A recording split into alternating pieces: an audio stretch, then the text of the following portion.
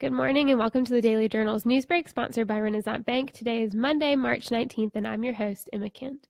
We're going to take a look at the top news and sports stories from Northeast Mississippi, but first let's start with the weather forecast. Today there will be thunderstorms with a high of 75 and a low of 48. Tomorrow it will be rainy with a high of 51 and a low of 35 and a 40% chance of rain. On Wednesday it will be partly cloudy with a high of 57, a low of 33, and a 0% chance of rain. On Thursday, it'll be sunny with a high of 62, a low of 44, and a 20% chance of rain. The Tupelo City Council will decide on Tuesday night whether or not to create an outdoor drinking zone in the downtown area for a 6-month trial period.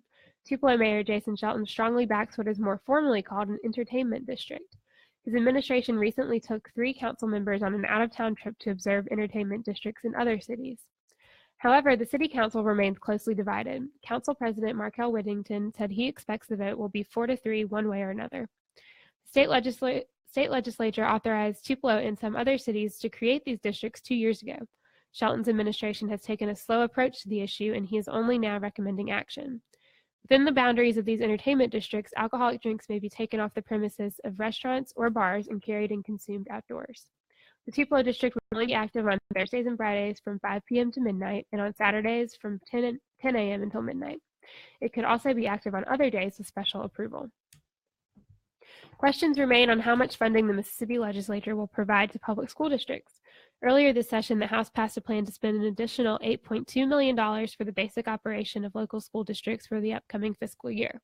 At the time, House leaders were counting on the local districts receiving funds through a new school funding formula that they were trying to pass. When efforts to pass that formula failed earlier this session, the question became whether that $8.2 million will still be provided to the local school districts. House Appropriations Chairman John Reed said recently he still expects the money to still go toward education.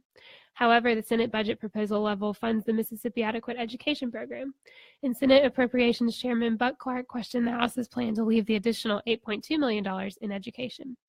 He seemed less convinced that the money would stay there in what is expected to be another tough budget negotiation. Legislative leaders will begin negotiating the state budget during the upcoming week. Legislation giving the Lee County Board of Supervisors the authority to create a second county judge post passed the Senate Wednesday and is heading to the desk of Governor Phil Bryant.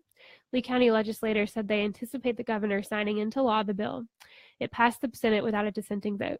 The original intent of the bill was to allow DNA samples of those arrested but not convicted of a violent offense to be destroyed in some circumstances. In the House, the bill was amended by Tupelo Republican Shane Aguirre to also allow the Lee County Board of Supervisors to create the additional post. Supervisors sent a resolution to legislators requesting the authority to establish the second post because of the high caseload facing Lee's only county judge, Charlie Brett. County judges handle youth court matters and some felonies and can handle civil matters below $200,000. In counties with no county judge, those issues are handled either through circuit or chancery court.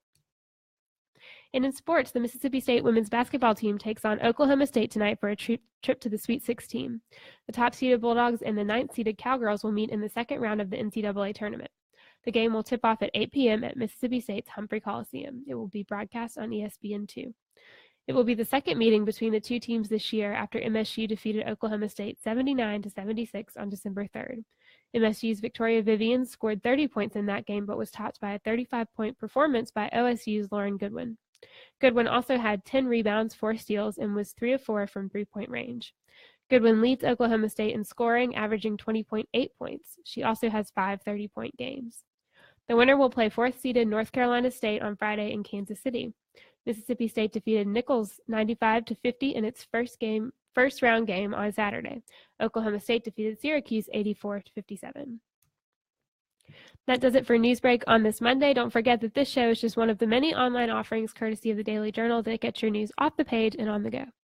Check out the Capitol View webcast every week with Bobby Harrison discussing the latest in state politics. Watch a new episode live today at 2 at djournal.com, and you can also watch the replay in our video gallery or at djournal.com or on our Facebook page.